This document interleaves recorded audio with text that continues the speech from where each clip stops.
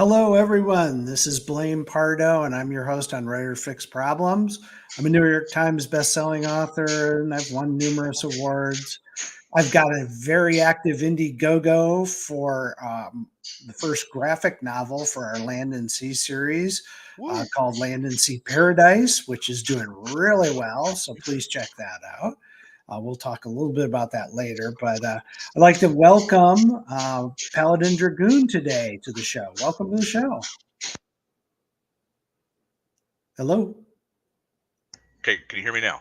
Yeah, Okay, there we go. Sorry about that. Hello, hello. Sorry, they're working on everything, and you can hear all the hammering in the background. I do apologize. that's okay. And as always, we're joined by the show's producer, the watcher of the web. Hey, everybody. Good to see you. Now, this is I'm not following my normal format today just because I want to have a great conversation. I wish you guys could have tuned in to the half hour, 40 minutes we had beforehand. It was pretty Right? entertaining. Yeah, I was tempted to almost hit the record button, but yeah. I know. I'm gonna try to recapture some of that. The reason I have Paladin Dragoon on here is because of this, and this is the magazine of the Iron Age, Anvil. And when I picked up the first issue, there was a great story in here, Brigands of the Moors, and it dealt with, it's a strange kind of combination of both fantasy and westerns, and it really captivated me. It was a fun story to read. And since then, I've been communicating with the author of that. And we've been just bouncing stuff back and forth. He's getting involved into some mecha stuff. He's got graphic novel stuff going on. He's doing some normal writing out there going on, or traditional writing, I should say. So, what I really want to do is jump in and have you talk a little bit about yourself and what's your current set of projects? Okay, well, my name is the Good Reverend Paladin Dragoon, and I am a California native. My family had immigrated over here during the Dust Bowl, so if you ever seen the Grapes of Wrath, I basically grew up south of where that had happened, in Bakersfield, California. Um, but beyond that, I am a longtime oil field worker. I did industrial electrical engineering. I built cogen steam generators. I did plumbing, welding, anything you can name of as far as like creating things. I've done that. And then when I finally retired at 35, and that's a story in of itself right there and how that happened. I found that retirement sucked. I need something to do. So I was like, well, I'll just write, because what else can I do? Otherwise, I'm going to go insane just sitting here existing. Because the Lord did not put me on this world to be very, very lethargic, I think is a good way to put it. Well, wasn't COVID a good incentive for you to get some writing done? Yeah. So it's like all of this kind of started off. It's like during COVID, California was locked down completely, and for a lot of people out there, they may not understand unless they live in New York or Chicago or something like that. But you couldn't go anywhere and you couldn't do anything for at least the initial first 2 months. And so when you're sitting there, like going through, I don't know how many neurosis and paranoia of like, okay, what's going to happen? We're going to lose everything. Just kvetching about everything you could possibly think of. Like, okay, I need something to do to be creative. Well, I'll paint. So I painted part of my miniature collection and damn near finished it. So like when people say it's like, oh, I have like my models aren't painted, it's like, well, get good, scrub, get out there and start painting your stuff. I mean, it's not there to to just be bare metal. You got to make it look good. But after that, it was like, okay, well, I've run out of stuff to paint, and I need an exercise that stimulates the mind. I'll read, start picking up like comic books and regular graphic novels and standard prose, and it's like, okay, this is all pretty good, but like when I got to the comic books, it was just like, how did this see publication? How was this released? It's hideous. This is just ungodly hideous. Why was this allowed to see the light of day? And then like between Ethan Van Sciver, Eric July, and Razor Fist, like those three, like what they were doing kind of like was the inspiration, but it was Razor Fist, like pulp video that kind of like spurred me. I was like, okay, I'm going to do it. Screw it. Just go head first in. Never written anything before. The last time I had really written anything creatively was in the 8th grade. Before I started working out in the oil fields, because I went out there when I was about 12. Helped my dad after he fell off a generator. So it's like I hadn't done anything like since, and so writing that first like couple stories that were really rough. It was like, okay, I like the idea. I just got to develop it a little bit further. And 5 years goes by, and then like I'm paying for art, just kind of help visualize everything as I'm working. And had an artist like who had initially hired, then she had dropped out of the project either due to illness or death. I'm not sure what happened, but she's gone. So then I got a hold of Joe San Art, and he's going to be the main artist for all these projects going forward. And then in the chat, Lolo, one of the cover artists, is there. So go say hi to him, everybody, and give him a subscribe. He's well worth the effort to pay him money to draw for you. Oh, and Trusty's here too. Hey, Trusty. So these are some of the artists I've hired for this project, and if give me a moment, I'll start sending stuff out so you can see it. But anyway, so as we were in year 2 of COVID lockdown, I had just hit like 2 million words. Damn. Writing from 4 in the morning to about 2 at night, every day, 7 days a week. I took no time off during that entire time. It's just straight writing, and I can only really describe it as like I felt the Holy Spirit as I was writing. Best way to describe it. And there is a zen to it that I don't think people understand. Is when you hit the groove. Oh yeah. It's I think what runners get, and I did some running when in my youth, and I only a few times got that rush from running, but with writing, when you hit the groove, man, the words just fly, and it's great. Yeah, like I was telling my father, like after I had finished like everything, it was like I had a pitcher of words instead of water, and I just poured it out, and every time I poured it out, something would pop up. Every time. Yeah. And then from there, that's how I like organized everything, and like because when you develop like a fantasy world, like from the ground up, like that takes a lot of doing, and I didn't want to like have just like a linear path. I wanted something I could just like play in, like a sandbox. Well, it's very organic what you put together so far. Thank you. It's not a timeline, which I think a lot of people, when they're crafting a world, kind of start with a timeline. You've kind of started with the elements around the characters, which is what I enjoyed about your work. But you also then kind of expanded into how the interactions between the characters happen. And that's really the meat of any good story, is how the characters interact with the world around them and how they interact with other characters.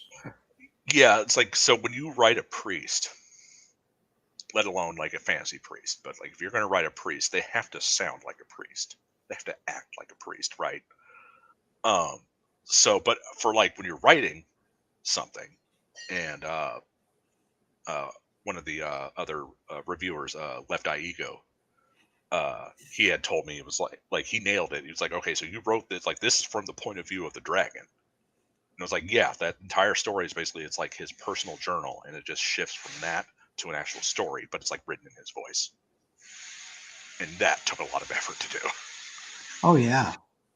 I think a lot of writers struggle with the perspective, and you did a great job. And this is why I think Anvil Magazine, from an Iron Age perspective, is so important, because it allows creators like yourself and myself to connect with each other in ways of, you're sharing stuff with me all the time. Yeah. And it's great, because it's like, look, this is what this is about. We're not a movement as much as we are a community.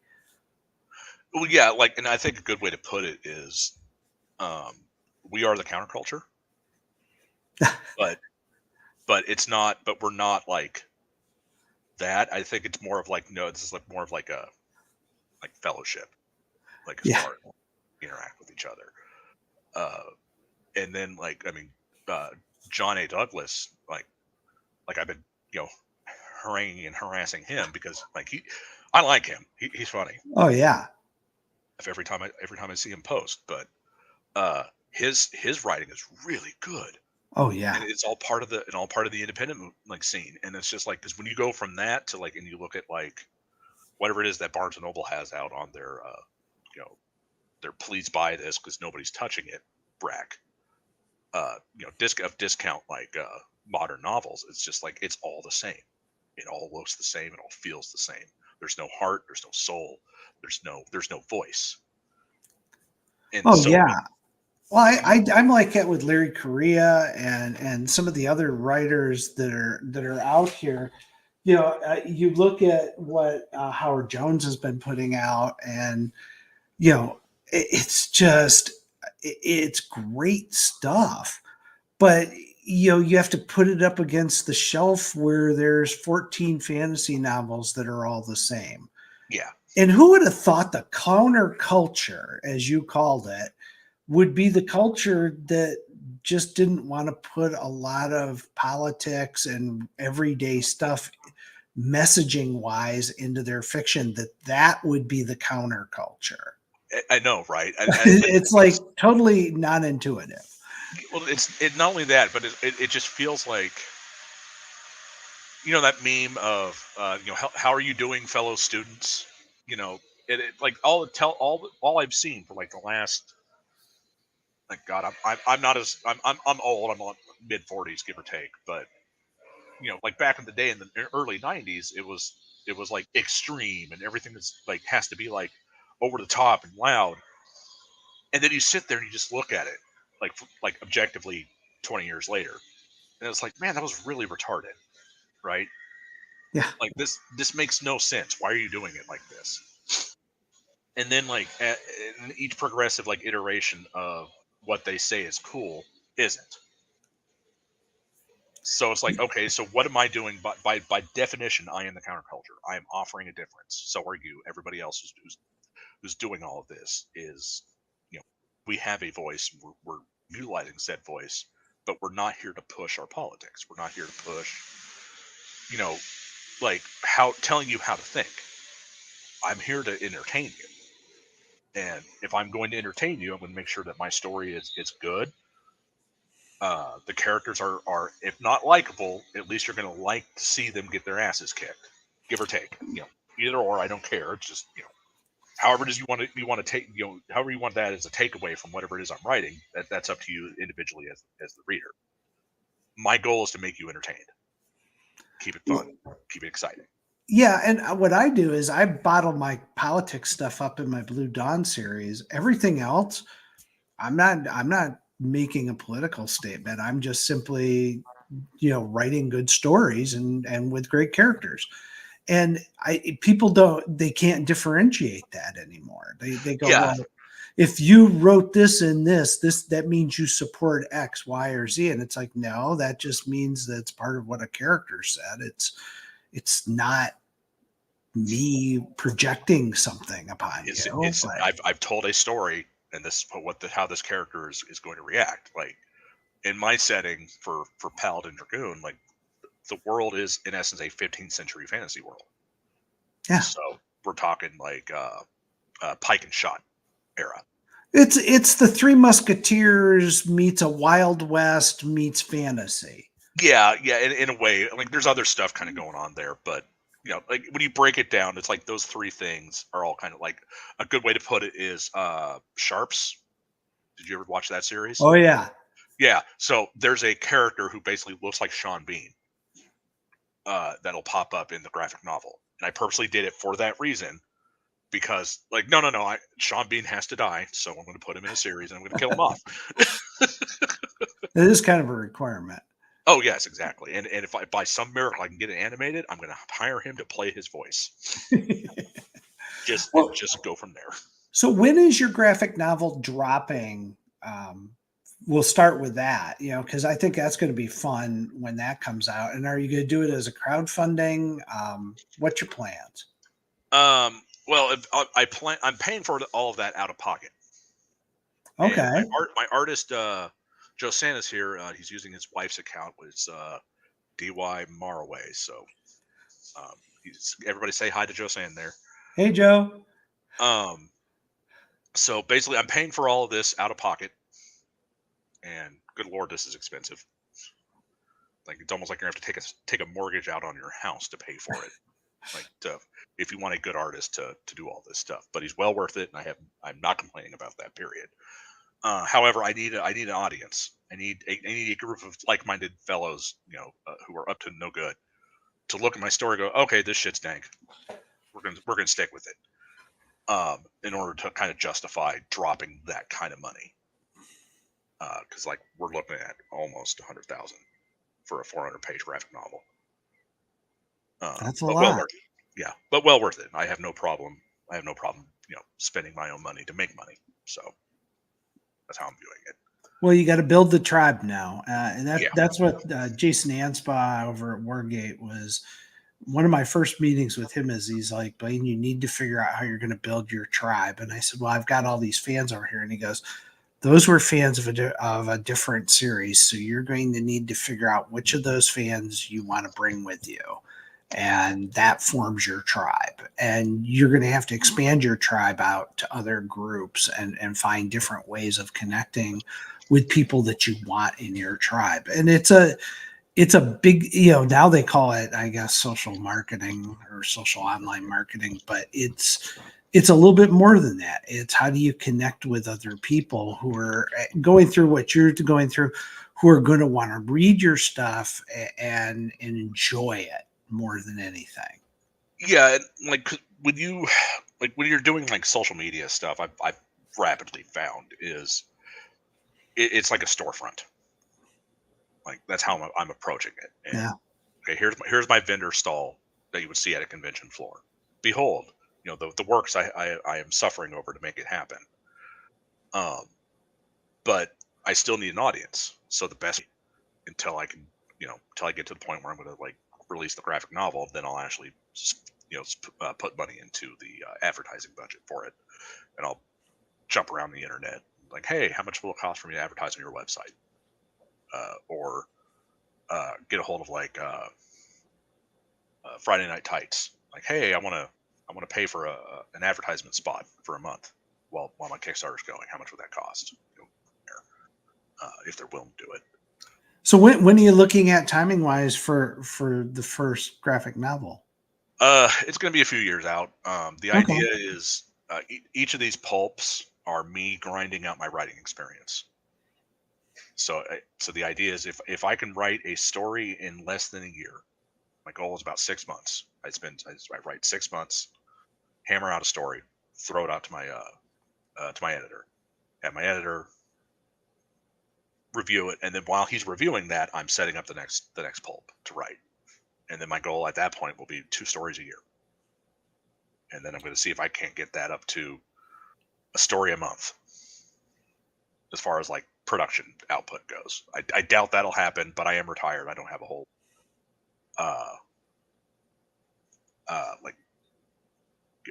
I'm kind of playing it by ear as we go along. That's all you can really do with something like you've never really done before, like that. However, that's also for Joe Sand there to grind out like the setting as far as its look, so it's all consistent when we get to the graphic novel. And so make sure he gets like he kind of has time to just play with the setting or like visually. Well, Watcher, I think we actually have an image out there that Paladin sent us of some of the artwork for the cover. Could you pull that up if you get a chance? On it. Because I think the artwork is outstanding too. It's not as you know, it's not enough to have good writing. You have to have a fantastic artist. I'm working with a great one with Doug for our series, but you look at some of this stuff. Wow, I mean that is That is art by Lolo's Art, Manuel Guzman. There in the chat. He is, um, he's like I said, he's a professional book cover artist, and so that's basically for the graphic novel series. That's the main hero there in the middle is a redneck because you write what you know, right? So, Right. I love the hexagons on the floor because it harkens to me as a gamer. Same, but also those are Giants of the Causeway out in Ireland, Scotland. Oh, okay. That's where that's like there's a scene in the graphic novel. Yeah, Giant's Causeway. Hold on, I got it. Yeah. All right. Ancient basalt pillars. That's awesome. Yeah. Yeah, it's so much fun. Now you've got more than one project flying at once, which I fully understand and appreciate. You've been sending me some mech art. Oh yeah. So you know what? I want to talk about that, and I'm sure people are out there going, "Oh no, it's a competitor." Blaine's probably going to slam it. Look, here's the deal. Some of the mech games that are out there have not been ruling that. Oh wow. Yeah. Yeah, it's a natural rock formation in Ireland. It's crazy. Cool. I had no idea. But So you know, like for in the universe setting, basically wherever you see areas like that, the idea is that's where God descended down and created the planet. oh, So that's that's cool. kind of But on the mech stuff, there's a company out there that does a lot with mechs, but they've been stomping on their fan base pretty hard lately. And I think there's an opportunity there for a number of people that want to step into that space. And it looks like you're stepping into that space. Now, Watcher, I sent you a couple images that he's done a mecha type stuff. You may want to pull those up. What are you doing in that space? Because I think it's fascinating and I want to know more. Okay. Well, so the idea is okay. So that's the sculptor's original work. Okay. So give me a moment here, and I will share you a link for a video from Lolo. And then I sent you another rough sketch as well. But let me get that last picture there. There's so much crap I gotta sort through here.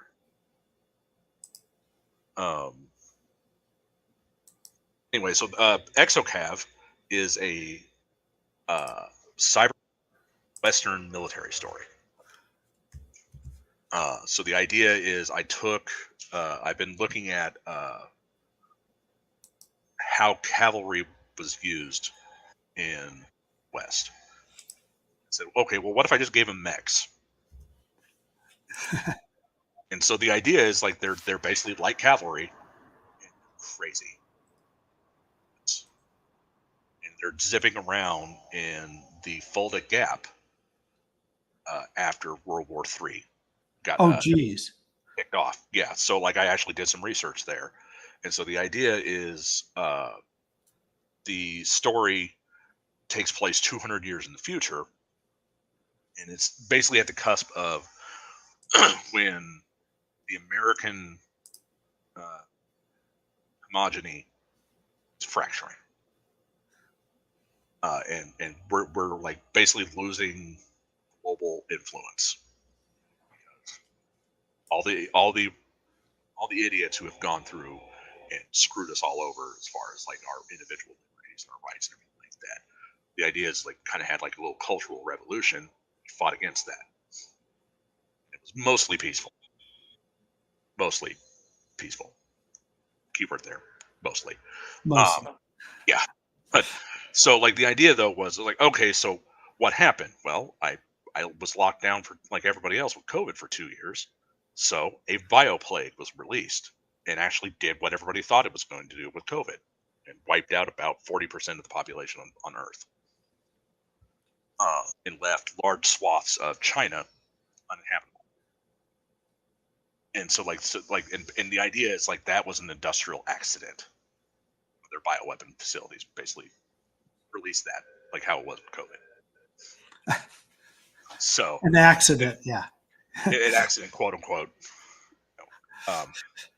But however, it's like, so okay, what would that actually turn out? And it's like, well, I'm just looking at what's happening now. Is whenever the government steps out and tells you, "Oh no, everything's fine," what does that mean? Oh no, they're lying every single time. No, everything's not fine. So eventually, people got fed up with that and turned arms against the government and rebelled, and basically, started doing purges of tyrants, as we are legally allowed to do so. So from there, America starts to revert back to about the 1800s as far as like government power goes. I.e., government has no power whatsoever, but it's slowly happening in the cusp of that story. It's like, okay, well, now they just have giant stompy robots. What is that going to look like? World War III.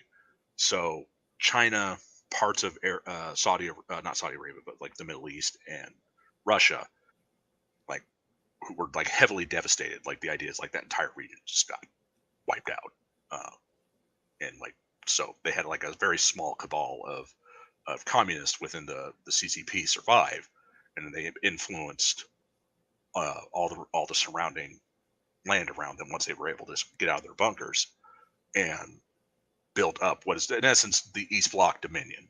So it's like communistic Big Brother, like for your own good, like kind of a thing. And then as what they want to do is like, well, we need resources, so they started like attacking outwards. However, China also had a civil war, and then they broke off, and then they half of that country that was still inhabitable joined Taiwan. So now we have West Taiwan, because that'll piss them off to no end, and that amuses me. Yeah. And so it's like it just gives me an excuse to set up like a perpetual war kind of a setting for a war game. And that works. We've seen that work time and time again. So are you doing a miniatures game, or are you doing a storyline, or yes, this is fascinating stuff. Yeah. So the idea is I'm going to do a graphic novel series for it as well. And I just got to write a couple stories to kind of like, get the kind of the move for it. And then I'll hire writers. And it's like, all right, here's how I want you to write this. Go have fun. Write me a story, and then I'll take that. All right, now let's adapt that for a graphic novel. Just let that cook in the background, and have like a stable of writers that are just able to like drop in. Hey, I want to make a little bit extra money. Cool. Well, here, I'll pay you. Write, and we'll make that happen, and we'll go from there. Kind of a thing. That's good. Well, because like I've dealt with a lot of artists and creative types like throughout most of my life, not only with like for physical art, but also for like having steam generators built, and because that's almost an art form in and of itself. So like, if you let people just work and you don't mess with them, they'll give you something really good, especially if you pay them well. So like with Josan, like when I told him, it's like, hey, I want you to do this. The idea is, sorry, I was replying to their Iron Age. The idea though is like, okay, so from there, I've got the universe set up. Then I just write the rule book for the game, and I also plan on doing one for Paladin Dragoon. So I have a fantasy version, like war game as well, so I can do rank and flank and stuff like that, because I like that. That's a lot. Very cool. So this is more. You're not really just writing a graphic novel. You're kind of creating an IP around this. Yes, yeah, and then I have enough money where I could probably pay to like have a 30-minute episode made, just to see if it would look good on screen. And if that happens, then I'm going to go the route of Armored Trooper Votems and try to make something like that.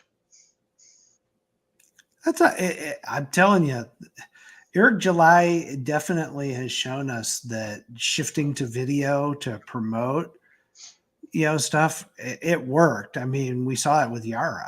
He did it. And I know his detractors just pile on and say horrible crap about it. But I was like, let's be honest, nobody else has ever done that. and to promote a comic. And the fact that he did it and it was halfway decent, even or more, in my opinion, but the fact that it was done, it changed the game for everybody. Oh yeah, totally. And not only that, but it's like you have to kind of think outside the box, because I mean, as we all know, TradPub is largely dead.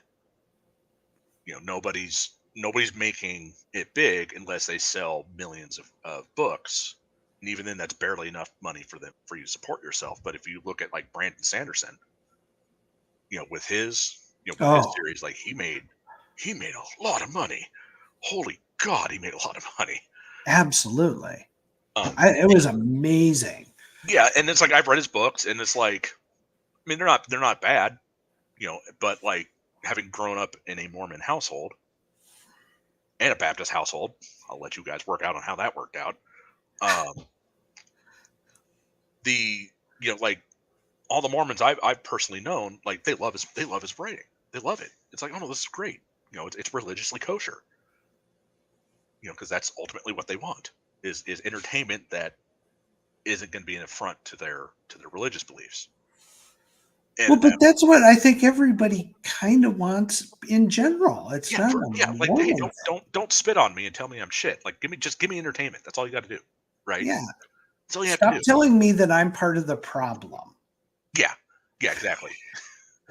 But even then, it's like when you look at like how all of this has ultimately like ended up now, it's just like you've got a free market place, which is the internet, and we are approaching it from a laissez-faire. I think that's how you pronounce it. I'm really too up on my French too much, but Laissez-faire. laissez-faire. Oh, yes, oui. Um, the we have this opportunity to sit here and it's like, okay, well, we can run circles around the mainstream because they couldn't stop us. It's like the harder that they try to control and keep us in this bubble, the more of us are going to explode outwards and be successful. And then that'll in turn allow for us to like look at them as the hideous wretch that they are and then just stomp it out and move on. Well, yeah, and I think the thing that's concerns me a little bit is we are turning on each other a little bit. And I'm Yeah, like, guys, you're arguing over semantics at this point. Let's be honest. We're all fighting the same battle here. yeah. Like I've noticed, like, because everybody thinks, you know, we're a lot more organized than we actually are. Yeah. And in reality, it's like herding cats. You know, it's just not going to happen. But you have to give everybody the incentives. Like, oh well, all right, here's something that you might find acceptable. If you don't want to put the effort in, that's fine. Cool, go for it. Whatever. But don't denigrate people for their hard work. Yeah. I felt that way I know Eric has raised, you know, Eric and Von Schreiber have been kind of going at it. And I'm like, guys, the problem is I like both your stuff. Yeah, I same. don't care what you call it. I don't care that if it's called Comics Gate or Iron Age or I don't care what tag you put on it. You guys are actually fighting the same war. Yeah, but it's like also like I've noticed that artists and those who are creative are the equivalent of prima donnas. And it, not in a negative sense. It's just I know I'm good. I know what I do. Like it's good. There's quality here. And so it's like you have to have this mask on at all times of I have to like lash out and stab people to like keep them from stealing what's mine. It's a natural reaction.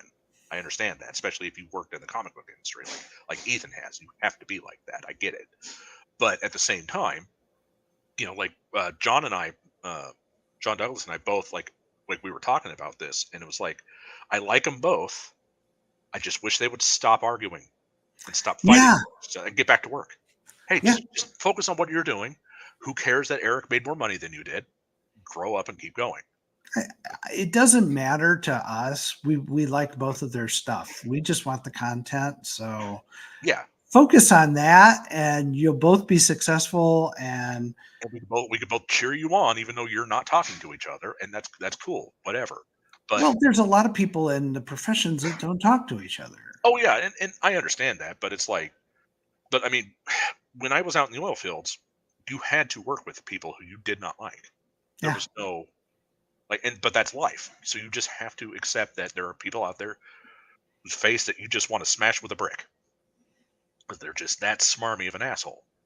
But he has experience. He knows what he's talking about. So you have to begrudgingly give him respect that he's due because he knows what it is he's doing, and that's why he got where he's at is because of that attitude. It's like no, I know what the hell it is I'm doing. You will listen to me if you want to get this off the ground and make money. That's all, and that's all it is. Well, and I've had people who are fans of Ethan go, well, I saw you had Eric July on the show, so you're in that camp. And I'm like, I'm in both of your camps. You guys just don't try to ostricize me. Well, I'm not empowering you to do that. Also, just to show how fucking crazy all of this is, in case anybody cares to remember, we did that interview 3 days before any of this dumb shit kicked off. Yeah, totally. Yeah, it's wild. And it's amazing to me. I can tell they're both over the right targets because both of them are drawing flack from the left. That's always a sign that you're over your target. So Yeah, both totally. of them are fighting the right fight. It's just don't fight each other, guys. We're Stay in your lane, keep it going. Yeah, just let do us what throw you money do, and we're all going to spend money with you. Okay. Yeah, totally. And it's just like, so when I approached this, it's like my goal was like I'm a fan of Razor Fist. Not everybody is. I've noticed that, but at the same time, I'm allowed to like who I'm allowed to like and dislike who I dislike. You're in good company here. I love Razor Fist, and Blaine hangs out with him. So yeah, I mean, Razor Fist has been a tremendous supporter of mine, and I'd support him as well.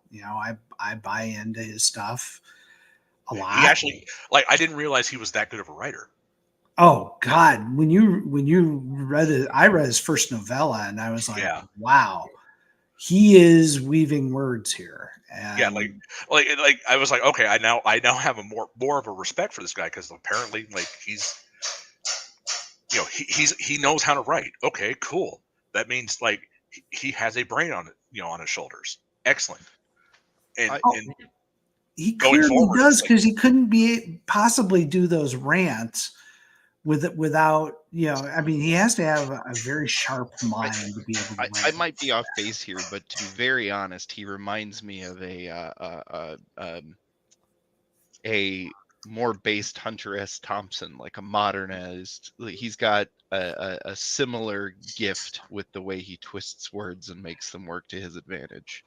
I'm a major Hunter S. Thompson fan, to the point where in college we actually got drunk one night and called the Hotel Jerome bar in Aspen because we know from reading his books that's where he hung out. Right. And we actually got a hold of the bar and had him paged, and whoever picked up the phone and said "fuck off" and hung up on us.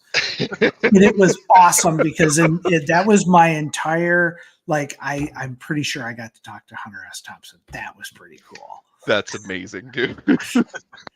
I mean, my only God, I was real interaction with a famous writer was I encountered a guy who wrote a book that was inevitably drawn by Shel Silverstein, and he was just living out here in Bakersfield. It was like, oh, that's and it turned out he had moved out, from New York to get away from all of that. And I was just like, man, you're in the wrong place, man, because a bunch of Southerners live out here. You are in the last notch of the Bible Belt. Well, I've been working with Mike Barron, who's done a ton of stuff, and Mike's got a Kickstarter or a crowdfunder out there for Nexus, another pass on Nexus. And Mike he and I've been writing a novel together. We finished the first pass last weekend, and It's been a blast because Mike and I just we have a good understanding who our character is. We know how he interacts in society, and I'm writing with a guy who defined who the Punisher was in the 1990s. Yeah, like I love, like I picked up Mike's Bronze Star book. Oh, Bronze Star was good. Oh, good. I love that. So good. It was a lot of good stuff. Bronze Star was good, and I'll be honest with you, Florida Man.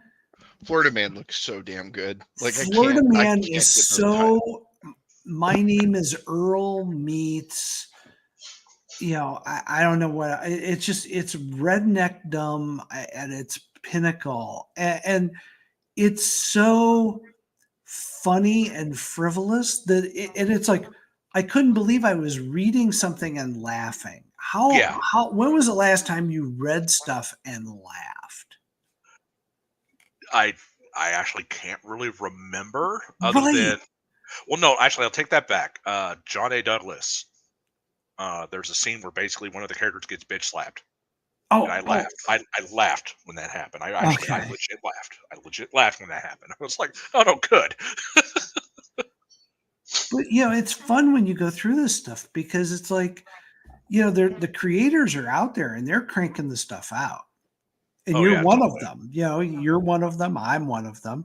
And it's fun. And we should just start celebrating what our accomplishments are and start looking to the future because you're creating several different IPs.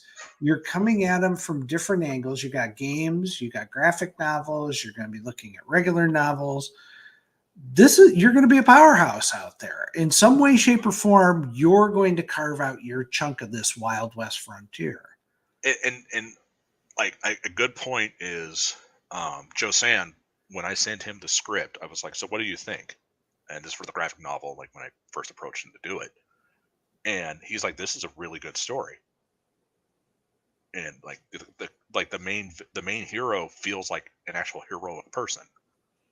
But he's not the Lone Ranger. It's just he's like if you want, I'll send you the script for it, Blaine, so you can give me your thoughts on it, because that might actually interest you a little bit more about, because if you liked how I did the characters in uh Night of Cold Hunger, you're really gonna like when you see like an actual person who can understand the dragons naturally.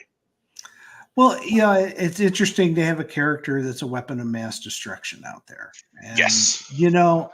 that is on its own kind of fun. And there have been attempts to do stuff like that,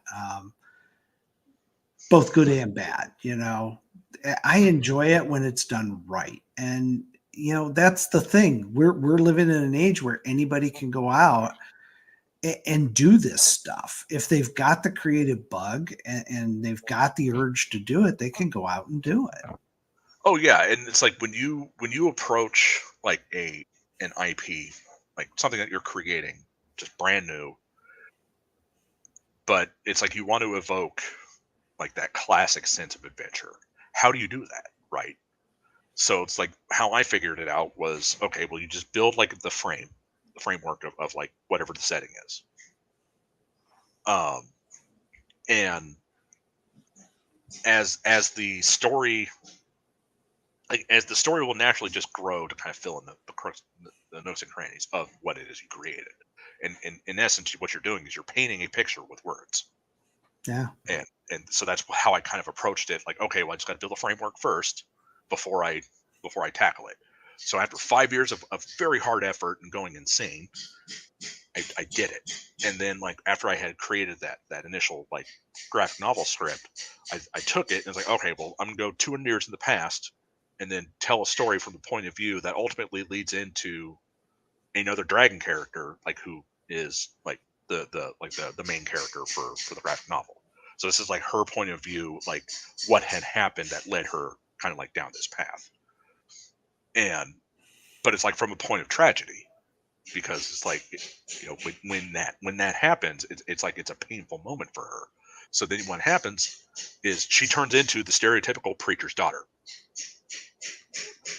and that to me that was the funniest thing I could think of for a dragon. Like no, she's the preacher's daughter, but from a Judaic kind of a like Abrahamic Hebrew like kind of a sense, That's like cool. religiously.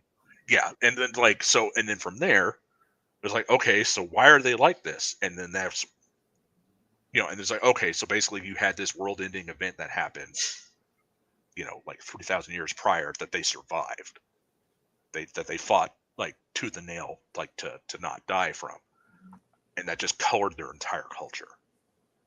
And so like the idea is like their culture and our culture split from that point on. So we like two very different religions popped up, but also they have a lot of like interconnections to one another.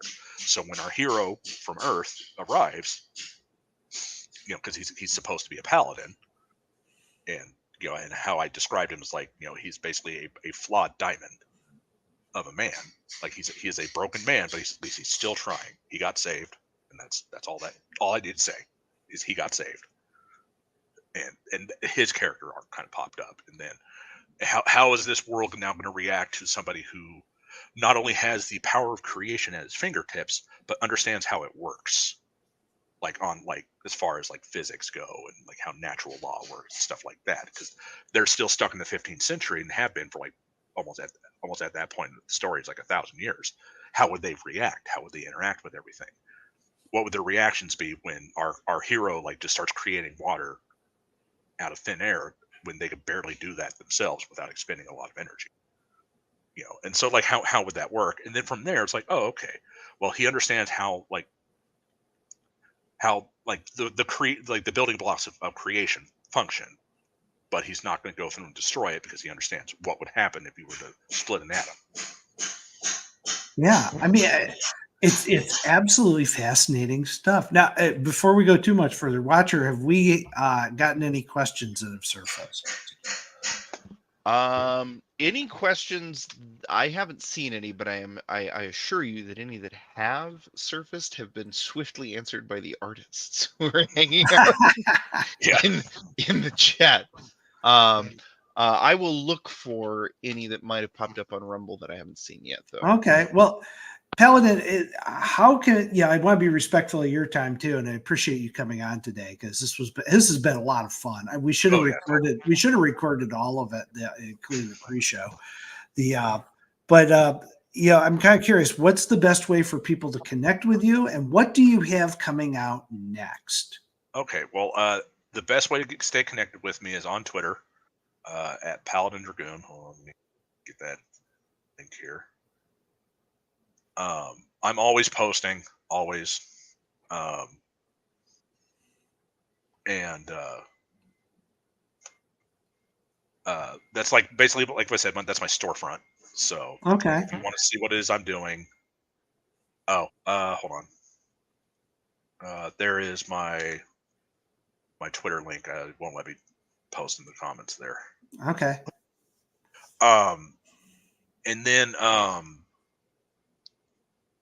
but beyond that, like that's for the most part like where I'm going to be located at.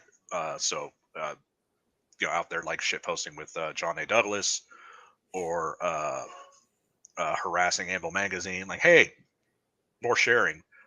Talk to more people who have like larger audiences. Like, we need more eyes on this.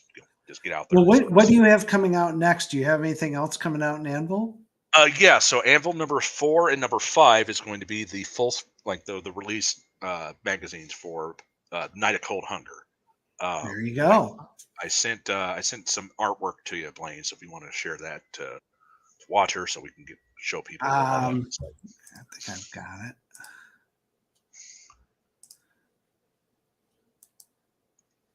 And Josanne just posted a image of the barkeep, Heinrich. So if you want to curious what he looks like, I just shot it over to you, Watcher.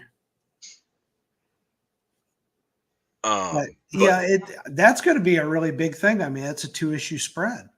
Yeah, and like I was pretty happy that like they put me in the same magazine with you. I was like, oh shit, I don't deserve this. Believe me, I'm just a creator at this point.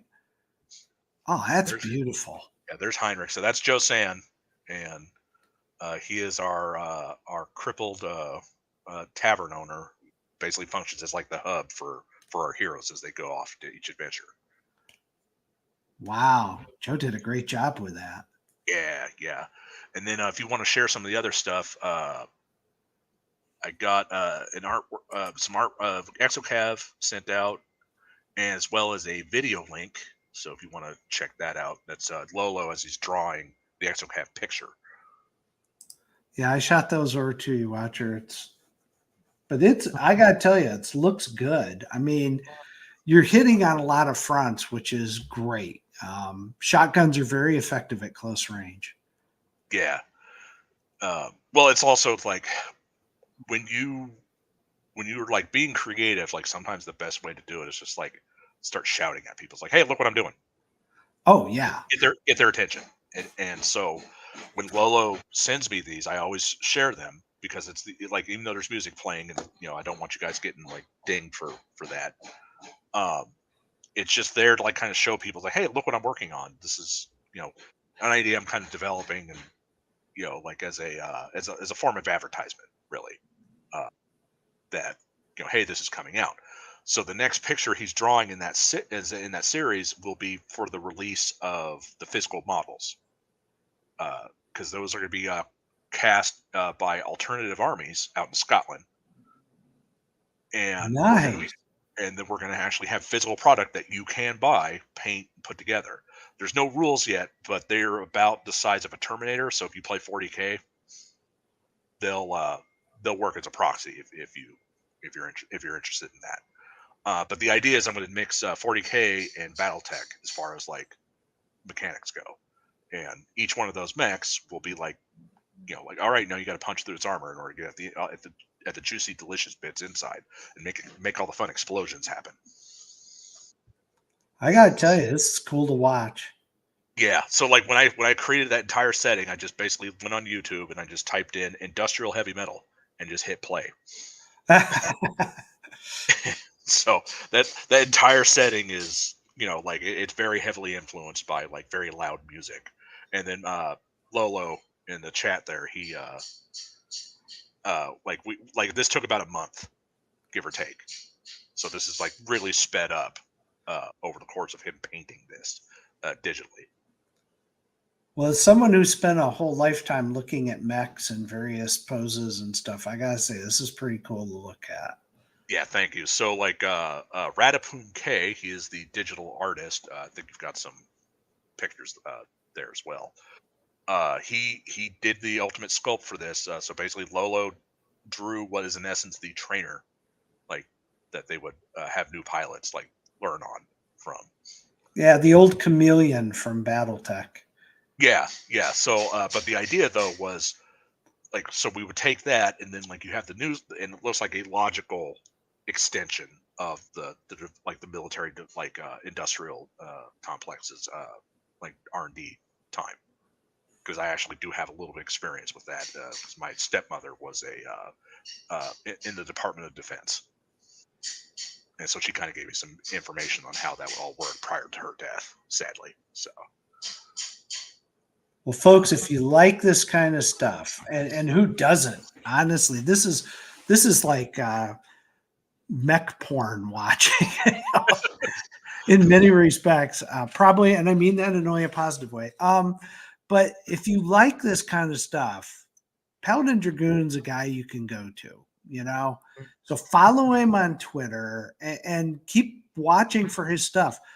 Pick up the Iron Age magazine, Anvil. The next 2 issues he's going to have drop, the start of his graphic novel series. So you're going to want to see that stuff and get in on the ground floor. The Pulp Prose opening for the graphic novel series, but we're going to have a lot of artwork per each story that'll help kind of like accentuate how that's going. Because like when I sent you the Night of Cold Hunger, like you didn't get all the art for it, but like when you look at it with the artwork attached, it really helps like kind of selling the imagery for it, and ultimately it is a horror story. So because I wrote it around Halloween. Well, this is great stuff. Look, Paladin, I want to thank you for being on the show. This has been a lot of fun. And obviously keep us posted as you go, because I try to promote your stuff as much as I do anybody else's at this point. And I do appreciate that, and I do the same for you as well, because I do Oh. like your work. Oh, I do appreciate that as well. Folks, normally I don't do a plug at the end, but I am going to do one this week. We have launched Land and Sea Paradise, which is our graphic novel. It's up on Indiegogo. Go check it out. It's well worth checking out. We cleared the $13,000 mark Congratulations. last night. Thank you. Working our way up to 15,000 so that Scott will put more pages in the book. So Come on, we can get it up. We can get it up to at least 50,000. Come on now, we can do it. I think it's possible to do that. Matter of fact, I think we can do a little bit better than that, but we'll see. So At least, if we can at least get you up to 50K. That I'll call that a goal. Yeah, I'm looking forward to hitting it myself. Just because as a kid I always wanted to be involved with a graphic novel or a comic book, and to be able to do that is just phenomenally fun. It makes me feel like I'm about 8 years old again, and we could all use that in our lives. So Yeah, totally. Watch your final check. Any other questions out there? None that I've seen. All right, folks, thank you very much for tuning in to Writers Fix Problems. Thanks you, Paladin. Thank you, Watcher. And we'll see you again on the next episode. All right, guys, have a good one.